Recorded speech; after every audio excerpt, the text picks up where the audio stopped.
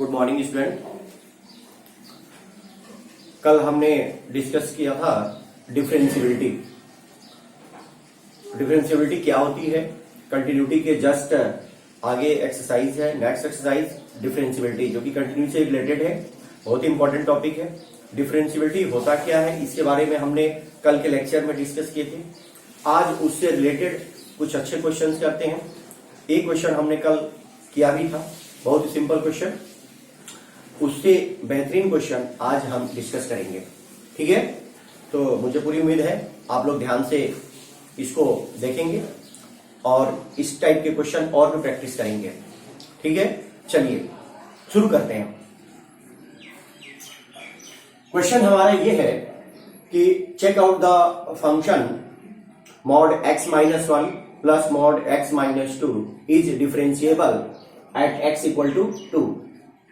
ये आपको बताना है कि फंक्शन डिफरेंशिएबल है या नहीं है, ठीक है? एट x इक्वल टू 2 पर, किस पॉइंट पर? 2 पर चेक करना है, ठीक है ना? 1 पर भी हम चेक कर सकते थे, लेकिन क्वेश्चन हमारा 2 पर है, 2 पर हम चेक करेंगे। तो first of all we redefine the modulus function. सबसे पहले हम मॉडुलस फंक्शन को रीडिफाइन करेंगे, मॉडुलस से ब्रेक करेंगे, ठीक है? देखिए कैसे ब्रेक करते हैं। यह हमारा मॉडुलस फंक्शन है, mod x-1 plus mod x-2। इसको रिडिफाइन करें।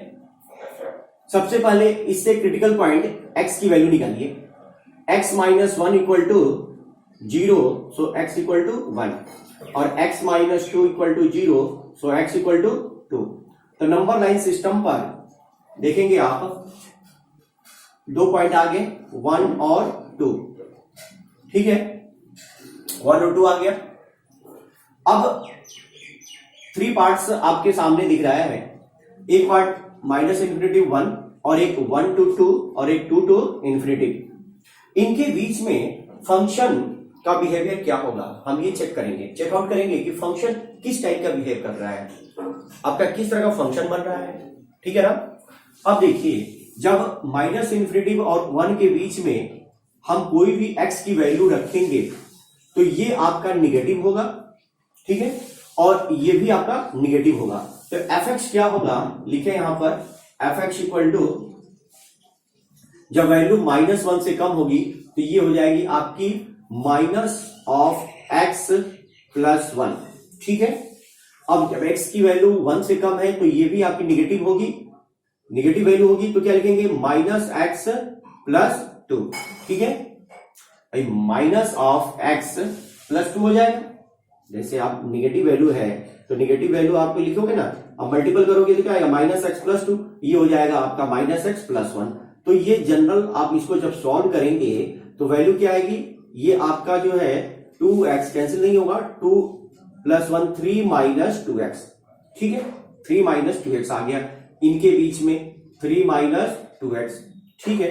अब आइए 1 और 2 के बीच में देखें। 1 और 2 के बीच में कोई एक नंबर आप नोट कर लीजिए।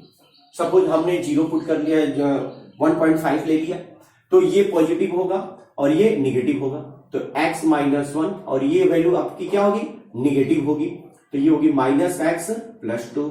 ये कैंसिल, कितना आ गया? 1 आ गया, ठीक है? इसी तरह से 2 से ग्रेटेस्ट लेंगे, 2 से ज्यादा कोई वैल्यू लेते हैं तो ये भी पॉजिटिव और ये भी पॉजिटिव, तो x-1 plus x-2 that is 2x-3, ठीक है? ये वैल्यू आ गई 2x-3। समझ में आ गया बेटा? अब इसी चीज को हम लिखें कैसे? तो यहां हम लिखते हैं fx equal to 3 - 2x when x is less than 1, x is less than 1, ठीक है? 1 और 2 के बीच में लेना है, 1 is less than x is less than 2, ठीक है? यहां इक्वल टू लगा दीजिए क्योंकि 1 और 1 से ज्यादा भी हो सकता है। तो फंक्शन क्या होगा? 1 होगा। और 2 से ग्रेटेस्ट यानी कि x is greater than equal to 2, तो वैल्यू होगी 3x, 2x-3। ओके, क्लियर है? अब आइए, अब हमें चेक करना है कि फंक्शन डिफरेंशिएबल है या नहीं है। इसको मैं रब डाउन कर रहा हूं। अब आ जाइए, fx की वैल्यू आपके सामने ये है, इसको हमने ब्रेक करके इस फॉर्म में जनरेट कर दिया है। ठीक है, अब यहां से हमें कन्वीनियंट हो जाएगा कि हम 2 पर डिफरेंशियबिलिटी चेक कर लेंगे। जो फंक्शन डिफरेंशिएबल होता है वो कंटिन्यूअस होता है, ये हमने लास्ट लेक्चर में भी डिस्कस किया था। जो फंक्शन डिफरेंशिएबल होगा वो कंटिन्यूअस श्योर होगा। तो हमें 2 पॉइंट पर डिफरेंशिएबिलिटी चेक करनी है। तो डिफरेंशिएबिलिटी की डेफिनेशन क्या होती है? कोई फंक्शन डिफरेंशिएबल होगा at x equal to a पर, at x equal to a पर, तो हम कहते हैं कि left hand derivative equal to right hand derivative. यही हमने कल बताया था। तो लेफ्ट हैंड डेरिवेटिव की वैल्यू होती है limit h tends to 0 f of a minus h minus f a divided by minus h, and right hand derivative limit h tends to 0 f of a plus h minus f A by h। ठीक है, अब हमें check करना है किस point पर? 2 point पर check करना है। तो a की वैल्यू क्या है? 2 है। a की वैल्यू कितनी है? a is the 2, right. तो यहां पर 2 पुट कर दीजिए, 2 माइनस h, यहां पर a की वैल्यू 2 हो गई। यहां पर भी आप 2 प्लस h लिखिए, यहां पर 2 लिखिए। ठीक है, अब देखिए यहां ध्यान देने वाली बात है कि लेफ्ट हैंड और राइट हैंड में फंक्शन कौन सा होगा। अब 2 पर हमें चेक करना है, तो यही तो हम कंसीडर करेंगे, इन्हीं दोनों को कंसीडर करेंगे, इसको तो कंसीडर नहीं करेंगे क्योंकि ये 1 पर है, 1 से लेस पर, ये 2 से लेस पर और 2 से x greater than equal to 2, यहां पर लिख लीजिए x greater than equal to 2 पर। ठीक है, तो यही तो फंक्शन होगा। लेफ्ट हैंड के लिए ये फंक्शन होगा और राइट हैंड के लिए ये फंक्शन होगा। अब हम चूंकि लेफ्ट हैंड डेरिवेटिव ले रहे हैं तो fx की वैल्यू क्या होगी? fx की वैल्यू 1 होगी। ठीक है ना, fx की वैल्यू 1 होगी। अब 1 पर fx की वैल्यू 1 है तो f ऑफ, जब fx की वैल्यू 1 है तो f ऑफ 2 माइनस h की वैल्यू क्या होगी? ये भी 1 होगी। और f ऑफ 2 की वैल्यू क्या होगी? ये भी 1 होगी क्योंकि कांस्टेंट है। ठीक है, अब यहां पर आप पुट कीजिए limit h tends to 0 f of 2 minus h that is the 1 minus 1 divide by minus h। ठीक है, अब आ जाइए, अब हम चेक करेंगे लिमिट h टेंड्स टू 0। अब इस फंक्शन की बात करते हैं क्योंकि ये राइट हैंड डेरिवेटिव वाला फंक्शन है। तो राइट के लिए फंक्शन आपका क्या होगा? 2x माइनस 3 होगा। यहां लिख लीजिए fx equal to 2x minus 3।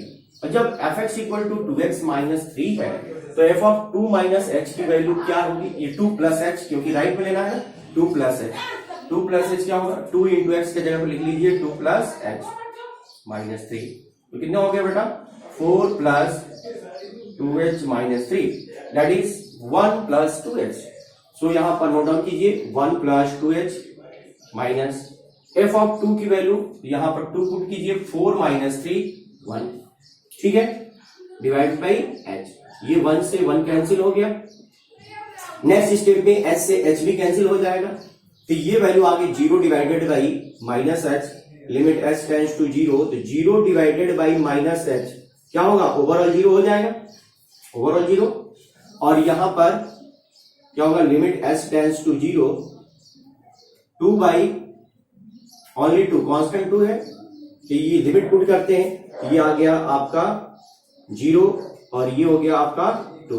बताइए left hand derivative equal to right hand derivative, क्या ये दोनों इक्वल है क्या? नो। तो फंक्शन कहेंगे कि function is not differentiable. Left hand derivative is not equal to right hand derivative. So function is not differentiable. ये फंक्शन हमारा डिफरेंशिएबल नहीं होगा। क्लियर है? मुझे उम्मीद है ये क्वेश्चन आपको समझ में आ रहा होगा। ठीक है, इसको नोट डाउन कर लीजिए और इस टाइप के क्वेश्चन और भी आप करेंगे। ठीक है, ग्रेटेस्ट इंटीजर, इसके बाद एक क्वेश्चन हम ग्रेटेस्ट इंटीजर का डिस्कस करेंगे। ठीक है, सबसे पहले आप नोट कर लीजिए। Okay, thank you.